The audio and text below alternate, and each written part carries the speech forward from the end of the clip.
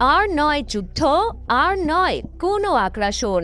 এই প্রতিজ্ঞা থেকে অবশেষে পিছু হটছে জাপান। ইতিহাসের পাতা উল্টে দিয়ে বিশ্ব রাজনীতিতে নতুন করে নিজেদের পরিচয় লিখতে চলেছে দক্ষিণ এশিয়ায় শক্তির ভারসাম্য স্থাপনকারী দেশটি।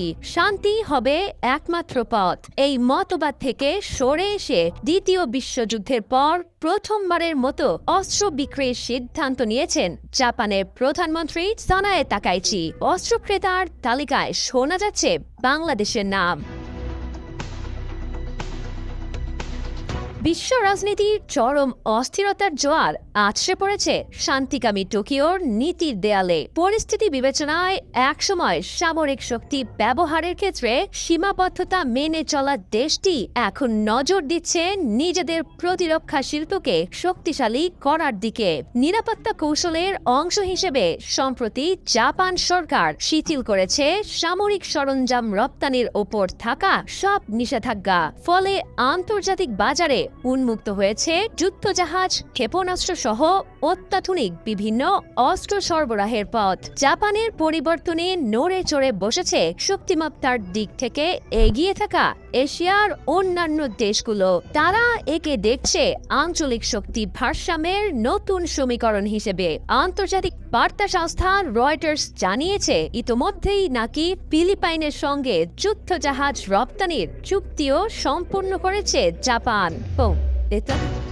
এতদিন ধরে উন্নয়ন, বিনিয়োগ আর মানবিক সহযোগিতার সূত্রে গাঁথা ছিল জাপান বাংলাদেশ কূটনৈতিক সম্পর্ক। তবে সেই সম্পর্কে এবার এসেছে নতুন মোড়। পাওয়া যাচ্ছে সামরিক সহযোগিতার আভাস। আগামী 15 মে টোকিওতে অনুষ্ঠিত হতে যাচ্ছে বাংলাদেশ জাপান ষষ্ঠ ফরেন অফিস কনসালটেশন, সংক্ষেপে FOC বৈঠক। সেখানে বাংলাদেশের কাছে অস্ত্র বিক্রির প্রস্তাব দিতে পারে জাপান। তবে সাম্প্রতিক সময়ে বাংলাদেশের সঙ্গে চীনের ঘনিষ্ঠতাকে সুনজরে দেখছে না তাকাইচি প্রশাসন। বিশ্লেষকদের ধারণা, ভারত প্রশান্ত মহাসাগরীয় অঞ্চলে চীনের ক্রমবর্ধমান দৌরাত্ম্যে শান্তিবাদী অধ্যায়ের পথ থেকে পিছু হটছে জাপান। বিভিন্ন সূত্রে প্রকাশিত খবর অনুযায়ী বেইজিং এর উত্থান রুখতে অচিরেই বন্ধু দেশগুলোকে অত্যাধুনিক ধ্বংসাত্মক হাতিয়ার সরবরাহ করবে টোকিও।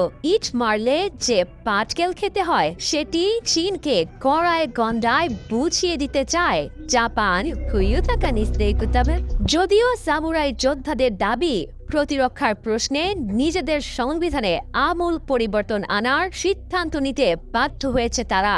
সংশ্লিষ্ট ইস্যুতে ইতোমধ্যেই বিবৃতি দিয়েছে তাকাইচি প্রশাসন। নতুন কাঠামোর অধীনে যুদ্ধজাহাজ, ক্ষেপণাস্ত্র এবং যুদ্ধ বিমানের মতো উন্নত সামরিক প্রযুক্তি অন্যান্য দেশগুলোয় রপ্তানি করবে তারা। যদিও এখনো নির্দিষ্ট ও বিস্তারিতভাবে জানানো হয়নি কোন কোন অস্ত্র রপ্তানি করবে দেশটি।